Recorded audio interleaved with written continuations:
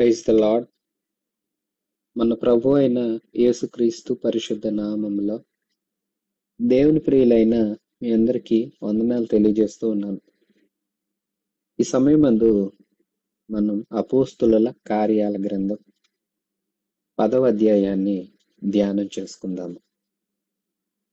అపోస్తుల కార్యాల గ్రంథం 10వ అధ్యాయం. ఇటలీ పటాలం అనబడిన పటాలంలో శతాధిపతి అయిన కొర్నేలి అను ఒక భక్తిపరుడు కైసరియలో ఉండెను.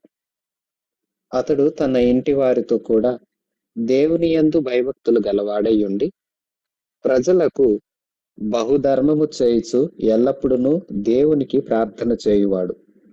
పగలు ఇంచుమించు 3 గంటల వేళ దేవుని దూత అతని యొద్దకు వచ్చి కొర్నేలి అని పిలుచుట దర్శనమందు తేటగా అతనికి కనబడెను.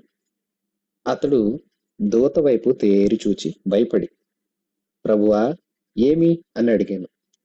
అందుకు దూత, నీ ప్రార్థనలను నీ ధర్మ కార్యములను దేవుని సన్నిధికి జ్ఞాపకార్థముగా చేరినవి. ఇప్పుడు నీవు యొప్పేకు మనుష్యులను పంపి పేతురు అను మారుపేరు గల సీమోనును పిలిపించుము. అతడు సముద్రపు దరినున్న సీమోను అను ఒక చర్మకారుని ఎంట దిగియున్నాడని అతనితో చెప్పెను. అతనితో మాట్లాడిన దూత వెళ్ళిన పిమ్మట అతడు తన ఇంటి పనివారిలో 2 తన యొద్ద ఎల్లప్పుడూ కనిపెట్టుకొనియుండు వారిలో భక్తిపరుడగు ఒక సైనికుని పిలిచి వారికి ఈ సంగతులన్నీ వివరించి వారిని యొప్పేకు పంపెను. మరునాడు వారు ప్రయాణమైపోయి పట్టణమునకు సమీపించినప్పుడు పగలు ఇంచుమించు 12 గంటలకు పేతురు ప్రార్థన చేయుటకు మిద్ది మీదకెక్కెను. అతడు మిక్కిలి ఆకలిగొని భోజనము చేయగోరెను. ఇంటివారు సిద్ధము చేయుచుండగా అతడు పరవశుడై ఆకాశము తెరవబడుటయు 4 చెంగులు పట్టి దింపబడిన పెద్ద దుప్పటి వంటి ఒక విధమైన పాత్ర భూమి మీదకు దిగివచ్చుటయు చూచెను.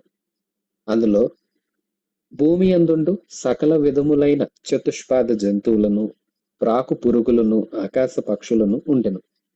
అప్పుడు పేతురు, నీవు లేచి చంపుకొని తినుము అని ఒక శబ్దం అతనికి కనబడెను. అయితే పేతురు, వద్దు ప్రభువా, నిషిద్ధమైనది అపవిత్రమైనది ఏదైనాను నేనెన్నడను తినలేదు అని చెప్పగా, దేవుడు పవిత్రము చేసిన వాటిని నీవు నిషిద్ధమైన వాటినిగా ఎంచవద్దని మరలా 2వ మారు ఆ శబ్దం అతనికి వినబడను. ఇలాగూ 3 మారు జరిగను. వెంటనే ఆ పాత్ర ఆకాశమునకు ఎత్తబడెను. పేతురు తనకు కలిగిన దర్శనం ఏమైయుండునో అని తనలో తనకు ఎటు తోచక ఉండగా కొర్నేలి పంపిన మనుషులు సీమోను ఇల్లు ఏదని విచారించి తెలుసుకొని వాకిట నిలిచి ఇంటి వారిని పిలిచి, పేతురు అను మారుపేరు గల సీమోను ఇక్కడ దిగి ఉన్నాడా అని అడిగిరి. పేతురు ఆ దర్శనమును గూర్చి యోచించుచుండగా ఆత్మ, ఇదిగో 3 మనుషులు నిన్ను వెతుకుచున్నారు. నీవు లేచి క్రిందికి దిగి సందేహింపక వారితో కూడా వెళ్ళుము. నేను వారిని పంపి ఉన్నానని అతనితో చెప్పాను. పేతురు ఆ మనుషుల యొద్దకు దిగివచ్చి, ఇదిగో మీరు వెదకువాడను నేనే. మీరు వచ్చిన కారణమేమి అని అడిగిరి. అందుకు వారు, నీతిమంతుడును దేవునికి భయపడువాడును యూద జనులందరి వలన మంచి పేరు పొందినవాడునైన శతాధిపతియగు కొర్నేలి అను ఒక మనుషుడున్నాడు. అతడు నిన్ను తన ఇంటికి పిలవనంపించి నీవు చెప్పు మాటలు వినవలెనని పరిశుద్ధ దూత వలన బోధింపబడినని చెప్పిరి. అప్పుడు అతడు వారిని లోపలికి పిలిచి ఆతిథ్యము ఇచ్చెను. మరునాడు అతడు లేచి వారితో కూడా బయలుదేరెను. యొప్పేవారైన కొందరు సహోదరులను వారితో కూడా వెళ్ళిరి. ప్రియశ్వాసులారా, ఈ అపోస్తుల కార్యాల గ్రంథం 10వ అధ్యాయంలో దేవుని సంకల్ప పరిధి విస్తరిస్తూ ఉంది. ఈ అపోస్తులైన వారు ఇజ్రాయేల్ వారు యూదులు గనుక ఈ యూద ఇజ్రాయేలీలు వారితో వారే యూదులు యూదులతోనే సహవాసం చేస్తారు. యూదులు ఇతరులను ఇతరుల్లో కూడా కొన్ని జాతులనైతే ప్రత్యేకంగా చాలా తక్కువగా చూస్తూ ఉంటారు.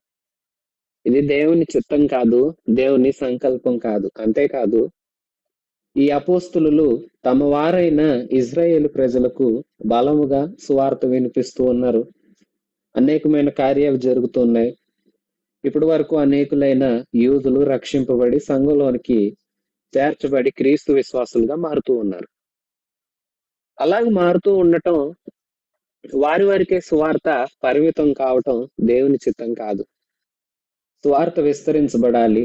దేవుడు స్పష్టంగా చెప్పారు అపోస్తుల కార్యాల గ్రంథం 1:8 ఏమన్నంటే, ఆత్మ మీ మీదకు వచ్చినప్పుడు మీరు సర్వసత్యంలోనికి నడిపించబడతారు. అంతేకాదు, యెరూషలేములో, యూదయలో, సమరయలో, భూమి అందంతటా మీరు నాకు సాక్షులుగా ఉంటారని ప్రభు సెలవిచ్చారు. ఆ మాట నెరవేరుతుంది. యెరూషలేములో, యూదయలో దేవుని కార్యాలు బలంగా జరుగుతున్నాయి. ఇజ్రాయేలీల్లో అనేకులు, యూదులైన వారు అనేకులు దేవుణ్ణి తెలుసుకుంటూ ఉన్నారు, సంఘంలో చేర్చబడుతూ ఉన్నారు. యోధా అధికారులైతే క్రీస్తుని ఆరాధిస్తున్న వారికి శ్రమలు తీసుకువస్తున్నప్పటికీ అనేకులైన ప్రజలు విశ్వసిస్తూ ఉన్నారు. అలాగే మనం ఫిలిప్పును చూస్తే, 7గురిలో ఒకడైన ఫిలిప్పు వెళ్ళి సమరయ ప్రాంతంలో స్వార్థకు ద్వారాలు తెరిచి సమరయ వారిని కూడా ప్రభు సన్నిధికి వారు కూడా నడిపించబడటానికి కారణమయ్యాడు. సమరయులు ఎవరు అని ఆలోచన చేస్తే, యూదులతో కూడా అన్యులు. అంటే యూద స్త్రీ పురుషులు అన్యులైన స్త్రీ పురుషులను వివాహం చేసుకున్నప్పుడు యూదులే వివాహం చేసుకుంటారు. అది దేవుడు ఇచ్చిన నియమం. అయితే వీరు చెరలోనికి వెళ్ళినప్పుడు బబులోనీలతో కూడా కలిసి, అంటే యూదులు బబులోనీలు లేదా యూదులు ఇతర జాతులు కలవటం వలన, వివాహాలు జరగటం వలన, పెండ్లిళ్ళకి ఇచ్చిపుచ్చుకోవడం వలన వారికి కలిగిన సంతానం మిశ్రిత జనం అయ్యారు. వారికే సమరయులు అని పేరు. అంటే వీరిలో సగం యూద, సగం ఏమో అన్య ఆ జాతులకు సంబంధించిన లక్షణాలు ఉంటాయి. అందుకే వీరు సమరయులు. వీరికి ఫిలిప్పు సువార్త చెప్పి వారిని కూడా దేవుని వైపు తిరగటానికి ఎంతో ప్రోత్సాహపరిచాడు. అపోస్తులు కూడా వచ్చి పేతురు, యోహాన్ని వారి మధ్యకు పంపినప్పుడు అపోస్తులు ఆ వార్త తెలుసుకుని ఈ పేతురు, యోహాన్లు కూడా సమరయుల దగ్గర దేవుని వాక్యాలు బోధించటం, అంతేకాదు వారికి కూడా పరిశుద్ధాత్మ వరం అనుగ్రహించబడటం మనం చూస్తాము. ఇంకా అక్కడితోనే అంటే యూదులు లేదా యూదులు ఇతరులతో కలిసిన యూదులు చూసారా, సంపూర్ణంగా యూదులుగా ఉన్నవారు లేదా యూదుల అన్యులతో కలిసిన జనానికి మాత్రం ఇప్పుడు దాకా సువార్త అందింది యూదులు, సమరయులు. యూదులు లేదా యూదుల రక్తము కాని సంపూర్ణంగా ఏతరులు అంటే ఇతరులైన వారికి సువార్త ఇంకను చేరలేదు. ప్రభు ఇప్పుడు దానికే మొదటి అడుగు పేతురు ద్వారా వేయిస్తున్నాడు. చూడండి, కొర్నేలి అనే వ్యక్తి ఉన్నాడు. ఇతను కైసరియా అనే ప్రాంతంలో ఉన్నాడు. ఈ ప్రాంతంలో ఈయన ఉన్నాడు. ఈయన రోమా ప్రభుత్వ ఉద్యోగి, యూదుడు కాడు, రోమన్ సైనికుడు అని చెప్పవచ్చు. శతాధిపతి అంటే ఇతని క్రిందన 100 మంది సైనికులు ఉంటారు. మంచి నమ్మకస్తుడైన ఉద్యోగిగా, చక్కటి వాడుగా మనం ఇతన్ని గమనిస్తాము. ఇతను క్రైస్తవుల్ని ఇష్టపడతాడు, క్రీస్తు వారిని ప్రేమిస్తాడు, దేవుణ్ణి ఆరాధించేవారంటే ఇతనికి ఇష్టం. పైగాను యూదులు దాన ధర్మాలు ఇతర మంచి లక్షణాలు కలిగి ఉంటారు, ఎందుకంటే ధర్మశాస్త్రం వారికి నేర్పించిన పద్ధతి కాబట్టి. అలాంటి వాటన్నింటిని చూచి ఆశ్చర్యపడ్డాడు. క్రీస్తు ప్రత్యక్షత అయితే లేదు, లేకపోయినప్పటికీ మతం యొక్క విలువలు తెలుసు, కాస్తంత దేవుణ్ణి ఆరాధించే ప్రజల యొక్క విధానాలు తెలుసు. అందుకే ఇతడు కూడా ఆకర్షించబడి, దేవుడు లోకానికి వెలుగై ఉన్నాడు, తన వెలుగు ప్రత్యక్షం తన ప్రజల ద్వారా లోకానికి అందిస్తాడు, ఆ వెలుగు యొక్క ప్రత్యక్షాన్ని కొంత అందుకున్నాడు. అందుకొని ఆ మార్గం నచ్చింది. ఇతడు ఒక భక్తిపరుడు. అయితే యేసుని కలిగి లేడు. ఆ విషయాన్ని గుర్తించాలి. యేసుని ఇంకా తెలుసుకోలేదు. కానీ ఒక భక్తిపరుడే. భక్తిపరుడు ప్రార్థన చేస్తున్నాడు. తాను ఏమని ఎవరికి చేస్తున్నాడో, ఆ దేవుడు ఏమై ఉన్నాడో ఒక స్పష్టత లేదు గాని, ఎవరి దగ్గర అయితే చూసి నేర్చుకుంటూ వింటూ వచ్చాడో వాళ్ళని బట్టి ప్రార్థన అయితే చేస్తున్నాడు. దేవుణ్ణి యందు భయభక్తులు కూడా ఉన్నాడు. మంచి విశ్వాసిలాగా నడుచుకుంటున్నాడు. అయితే క్రీస్తుని ఇంకా తెలుసుకోలేదు. దేవుని ప్రజలు చూస్తున్నాడు. ఆ ప్రజల యొక్క పద్ధతులను చూస్తున్నాడు. యూదుల్ని చూశాడు. ఆ యూదుల యొక్క విలువలను చూశాడు. మొత్తానికి దేవుని యొక్క సంపూర్ణ ప్రత్యక్షత ఈయనకు లభ్యం కాలేదు. కానప్పటికీ ఈయనలో దేవుణ్ణి ఆరాధించాలి అన్న ఆసక్తి ఉంది. భక్తిపరుడు, చక్కటి వ్యక్తి, విశ్వాసం ఉన్నవాడు. ప్రార్థన కూడా చేస్తూ ఉన్నాడు. అయితే ఇతని మీద దేవుని దయా దృష్టి, ఆయన దయా సంకల్పం నిలిచింది. ఎందుకంటే అతనికి దొరికింది కొంత వెలుగే. దేవుడు వెలుగు సంపూర్ణంగా ఆ వెలుగు యొక్క వివరాలేంటి ఈయనకు తెలియలేదు. ఆ తెలిసిన కొంతనే అతను ఆచరిస్తూ ఉన్నాడు. కాబట్టి దేవుడు అతని మీద దృష్టి నిలిపి ఇప్పుడు అతని కోసం సేవకుడిని పంపుతున్నాడు. దైవ చిత్తం చూడండి. మనం దేవుని విషయంలో దేవుని తెలుసుకునే దిశగా, దేవుని దగ్గరకు వచ్చే దిశగా మనమైనా, మనకు తెలిసిన వారైనా కనీసం ఒక్క అడుగు వారు దేవుని దగ్గరకు రావాలని వేయగలిగితే 10 అడుగులు దేవుడు వారితో వేయిస్తాడు. అంతేనా? దేవుడు కూడా దగ్గరకు వస్తాడు. యాకోబు పత్రిక 4వ అధ్యాయం 8వ వచనంలో చదువుతాం కదా, దేవుని యొద్దకు రండి, అప్పుడు ఆయన మీ యొద్దకు వస్తాడు. మనం రావాలి. మన అడుగులు ప్రారంభమైతే ఆయన కూడా మన దగ్గరకు వస్తాడు. అప్పుడు ఏ మార్గంలో మనం నడవాలో మార్గాన్ని నిర్దేశించి మంచి మార్గం గుండా మనల్ని నడిపిస్తాడు. మన దేవుడు సర్వశక్తి గల దేవుడు, వెలుగై ఉన్న దేవుడు. ఇప్పుడు కొర్నేలికి ఉన్న ఆసక్తి, అతను విలువలతో కూడిన జీవితాన్ని కనపరుస్తున్న విధానాన్ని చూశాడు. దేవుడు అతని మీద దృష్టి ఉంచాడు. అయితే ఎంతోటి మంచి మనిషి అయినా, ఎంత మంచి లక్షణాలు విలువలు కలిగిన వ్యక్తి అయినా యేసు బయట ఉంటే పాపిగానే పరిగణించబడతాడు. యేసులోనే నీతి దొరుకుతుంది. యేసు వద్దకు వచ్చి పాపాన్ని విడిచిపెట్టి యేసుని తెలుసుకొని యేసు యందు విశ్వాసం ఉంచి తను తాను శుద్ధి చేసుకున్నవాడే దేవుని రాజ్యానికి హక్కుదారుడవుతాడు. ఇతను ఇంకా యేసుని తెలుసుకోలేదు సంపూర్ణంగా. అందుకు దేవుడు తన చిత్తానుసారమైన కార్యాన్ని ఇక్కడ జరిగిస్తూ ఉన్నాడు. ఇందుకు వివరాలేంటి? ఇతడు కైసరియాలో ఇటలీ పటాలమనబడిన పట్టణంలో శతాధిపతిగా రోమా ప్రభుత్వ సైనిక ఉద్యోగంలో ఉన్నాడు. 100 మంది మీద అధికారి. కుటుంబంతో కూడా దేవుని యందు భయభక్తులు కలిగి ఉన్నాడు. తాను తెలుసుకున్న ఆ కొద్దిపాటి పరిచయాన్ని, దేవుని గురించిన కొద్దిపాటి వివరాలను బట్టే భయభక్తులు పూని ప్రార్థన చేయడం నేర్చుకున్నాడు. యూదులు, క్రైస్తవులు ఎలాగైతే మంచి కార్యాలు, ధర్మ కార్యాలు చేయడానికి ఇష్టపడతారో, చేయమని ధర్మశాస్త్రం నేర్పిస్తున్నట్లుగా వారు నడుస్తారో, ఆ విషయాల్లో ఇతను కూడా ఆసక్తి కలిగి మంచి కార్యాలు చేస్తూ ఉన్నాడు. ఒకానొక దినాన ప్రార్థన చేస్తున్నాడు. అప్పుడు దేవుడు తన దూతను పంపి కొర్నేలితో మాట్లాడిస్తున్నాడు. కొర్నేలి, నీ ప్రార్థనలు, నీవు చేస్తున్న ధర్మ కార్యాలు నిన్ను బట్టి, నీ కుటుంబాన్ని బట్టి ప్రభు సన్నిధికి జ్ఞాపకార్థంగా చేరాయి. ప్రియశ్వాసులారా, చూసారా ఎంత మంచి మాట. మన ప్రార్థనలు, మన ధర్మ కార్యాలంట ప్రభు దగ్గరికి జ్ఞాపకార్థంగా చేరతాయంట, ప్రభు సన్నిధికి చేరతాయంట. అందుకే ప్రార్థించమని సేవకులు బలంగా తెలియజేస్తూ ఉంటారు. ప్రియశ్వాసులారా, దినదినము ప్రార్థిస్తూ ఉన్నారా? మంచిగా ఒక ప్రార్థన సమయాన్ని కేటాయించుకొని ప్రభుతో అరమర లేకుండా చక్కగా ముచ్చటించుకుంటూ, ఆయనతో మీరు మాట్లాడుతూ, ఆయన స్వరాన్ని మీరు వింటున్న అంట మంచి సహవాసం ప్రభుతో మీకుందా? కొందరికి అవసరం లేని పనులన్నీ చేసుకునే తీరిక, ఓపిక ఎక్కడ లేని శక్తి ఉంటుందండి. ప్రార్థన అంటేనా 10 అడుగులు వెనక్కి వేస్తారు, కొడతావు.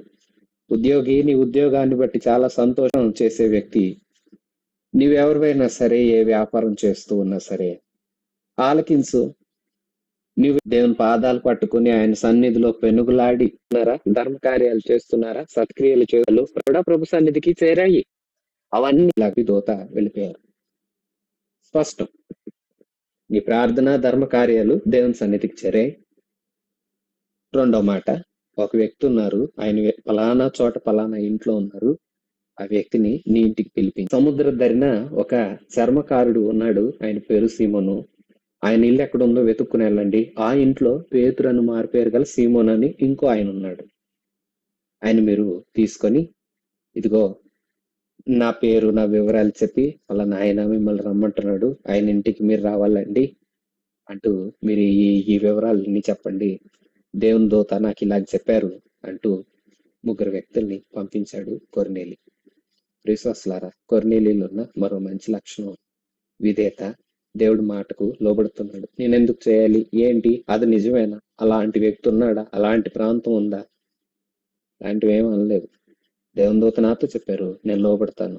అంతేకాదు ఇతని కుటుంబంతో కూడా భయభక్తులు గలవాడు, అంటే ఇతని కుటుంబాన్ని కూడా మంచిగా కట్టుకున్నాడు. ప్రియసస్లారా, మీ కుటుంబాలు ప్రభునందు క్షేమాభివృద్ధి చెందుతూ ఆశీర్వాదకరంగా ఉన్నాయా? కుటుంబాల్లో అసమాధానం, ఒకరి మాట అంటే ఒకరికి పడని విరుద్ధ వైరాలు మీ ఇంట్లో ఉన్నాయా? అయితే ఇతడు కుటుంబంతో కూడా భక్తిపరుడు తెలుసుకునండి. ఇది చూడండి, ఈ కొర్నేలిని మనం గమనిస్తే ఇన్ని మంచి లక్షణాలు గలవాడు చేస్తూ ఉన్నారు. ఇంట్లోనేమో భోజనాలు ఏర్పాట్లు జరుగుతున్నాయి, కానీ ఇతనికి మాత్రము ఆకలేసింది. సరే, ఆకలి అయితే క్రిందన భోజనం సిద్ధం చేస్తూ ఉన్నారు, ఇంట్లోనేమో అలాగే ఆ వేళ ఆపించినట్లుగా వెళ్ళాడు. వెళ్ళి తన వారిని ఒక ముగ్గురిని పంపించాడు. ఇప్పుడు యొప్పే ప్రాంతానికి వారు వచ్చారు. ఆ వేళ మధ్యాహ్న సమయం. పేతురు గారు ఆ ఇంట్లో ఉన్నారు. మిద్ది మీదకు వెళ్ళారు. ప్రార్థన చేసుకుందామని వెళ్ళాడు పేతురు. అలాగే వెళ్ళిన పేతురికి ఓ ప్రక్కన ప్రార్థన చేస్తుంటేనే మరో ప్రక్కన అంట ఆకలి వేసిందంట. అయితే క్రిందన భోజనం సిద్ధం చేస్తూ ఉన్నారు, ఇంట్లోనేమో భోజనాలు ఏర్పాట్లు జరుగుతున్నాయి, కానీ ఇతనికి మాత్రం అది పాత్ర కాదు, దుప్పటి. వాటి ధర్మాల ముందుకు వచ్చింది. మరలా అదే శబ్దం వినిపిస్తుంది, పేతురు వీటిని చంపుకొని తిను. అది పాత నిబంధన. యూదులకు దేవుడు కొన్ని ప్రత్యేకమైన ఏర్పాటు జరిగింది. అంటే ఇది ఒక దర్శనం. దీనిలో నుండి ప్రభు పేతురుకు ఒక పాఠం నేర్పుతున్నాడు. అతని ప్రార్థన ముగిసింది. ఈలోపు ఎవరో వచ్చారు, ఒక ముగ్గురు. ఆ ఇంట వాకిట్ నిలిచారు. ఏమండి, ఇది చర్మకారుడైన సీమోను ఇల్లేనా?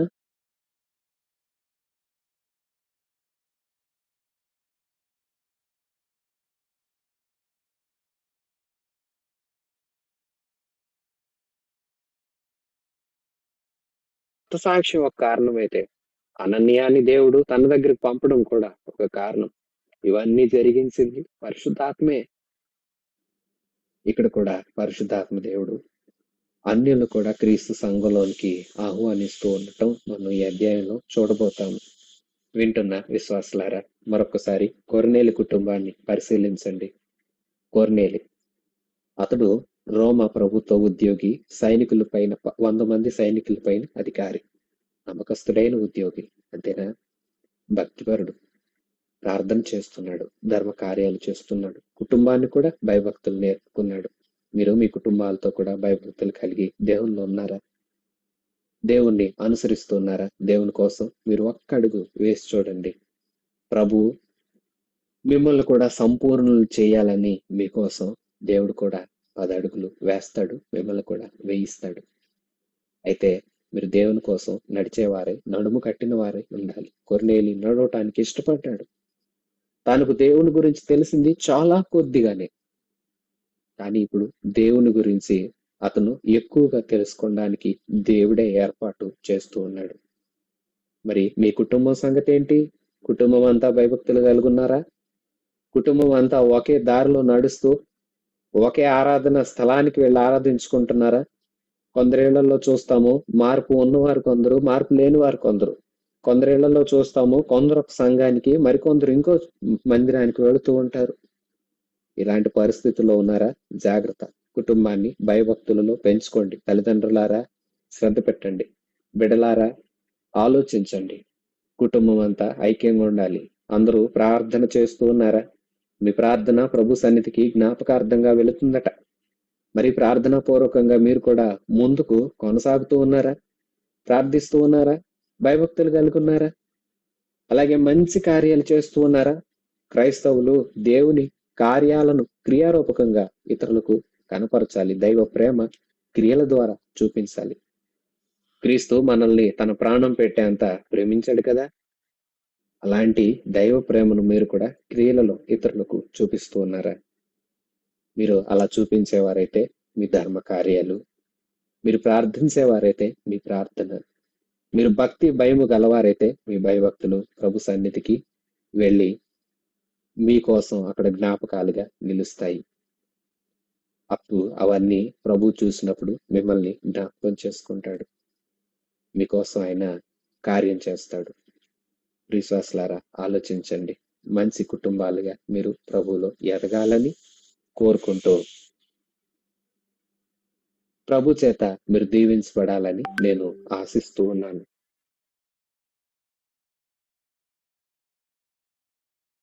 విశ్వాసులారా, మిగిలిన వివరాలు వచ్చే పాఠంలో మనం విందాము. పేతురు కొర్నేలి ఇంటికి వచ్చి ఏం ప్రసంగించాడో, కొర్నేలి ఇంట్లో ఎలాంటి మార్పులు జరిగాయో వచ్చే పాఠంలో మనం వింటాము. అందాక ఈ విషయాలు మీరు గుర్తుంచుకోండి. ప్రభు సాక్షులుగా కుటుంబాలతో కూడా నిలవండి. ప్రార్థన చేసుకుందాము. ప్రేమ నమ్మకము కలిగిన మా ప్రియ పరలోకపు తండ్రి, జీవాధిపతి అయిన ప్రభు, మీకు వందనాలు. ఆశ్చర్యకరుడా, మా గొప్ప దేవ, మీరు మాకు అందించిన ఈ మాటల కోసం, దివ్యమైన మీ లేఖనముల కోసము మీ పరిశుద్ధ నామమును స్తుతిస్తూ ఉన్నాము. ప్రభు, కొర్నేలు కుటుంబాన్ని మీరు మా ఎదుట ఉంచారు. అతడు మిమ్మల్ని గురించి తెలుసుకున్న సమాచారం చాలా కొంచెమే అయినప్పటికీ భక్తిపరుడుగాను, ప్రార్థనాపరుడుగాను, మంచి కార్యాలు చేసే వ్యక్తిగా, కుటుంబంతో కూడా భయభక్తులు గలవాడిగా ఉన్నట్లుగా, అలాగే మీ మాటలకు విధేయుడుగా ఉన్నట్లుగా మేము చూస్తున్నాము. మేము కూడా విధేయులముగా, మీ మాటలు వినేవారముగా, ప్రార్థన చేసేవారముగా, మీ అందులో భయభక్తులు గలవారముగా మేము ఉండున్నట్లు మమ్మల్ని జ్ఞాపకం చేసుకునండి. మా హృదయాల్లో ఆనందాన్ని దయచేయండి. కుటుంబాలు క్షేమాభివృద్ధి నందునట్లు సహాయం చేయండి. కుటుంబాలలో ఐక్యత అనుగ్రహించండి. కుటుంబాలుగా తండ్రి మిమ్మల్ని ఆరాధించుకున్నట్లుగా ప్రతి కుటుంబంలోనూ ఉన్న సభ్యులందరూ మీకు ఇష్టలుగా, మీ అందరి భయభక్తులు కలిగిన బిడ్డలకు ఉండినట్లు సహాయం చేయండి. మా ప్రియ దేవ, మా గొప్ప దేవ, ప్రియులైన విశ్వాసులందరూ తండ్రి ప్రార్థన చేసేవారుగా, ప్రార్థనతో తండ్రి గొప్ప విజయాలు సాధించేవారుగా, ప్రార్థించడానికి వారి సమయాన్ని కేటాయించుకునేవారు ఉండినట్లు ప్రార్థన యొక్క విలువను మీరు తెలియచేసినందుకు మీకు స్తుతి చెల్లిస్తూ ఉన్నాను. ప్రార్థన చేస్తూ, మంచి కార్యాలు చేస్తూ, భయభక్తులు కలిగి కుటుంబాలతో మేము మిమ్మల్ని ఆరాధించాలని మీరు తెలియచేసిన ఈ చక్కటి మాటల కోసం స్తుతిస్తూ ఉన్నాను. తండ్రి, విశ్వాస బిడ్డలందరినీ వ్యక్తిగతంగాను వారి కుటుంబాలను మీరు జ్ఞాపకం చేసుకోనమని, ఈ మంచి లక్షణాలు ప్రతి కుటుంబంలోనూ ప్రతి విశ్వాసంలోనూ ఉంచమని ప్రార్థిస్తూ, మహిమ కలిగిన మీ నామము తండ్రి హెచ్చింపబడాలని కోరుకుంటూ, మీ నామము హెచ్చించబడినట్లుగా మేము మీ నామ ఘనతార్థం జీవించుటకు మీరు మాకు కృప దయచేయమని ప్రార్థిస్తూ, మమ్మల్ని అందరినూ మీ చేతులకు సమర్పించుకుంటూ, యేసుక్రీస్తు ప్రభుల వారి దివ్య నామమున ప్రార్థన చేసి వేడుకొని పొందుకొని ఉన్నాము తండ్రి. ఆమేన్. మన ప్రభువు అయిన యేసయ్య కృప, తండ్రి అయిన దేవుని పరమ ప్రేమ, పరిశుద్ధాత్మ దేవుని అన్యోన్య సహవాసం మనందరికీ సదాకాలం తోడై ఉండి నడిపించునుగాక. ఆమెన్. God bless you.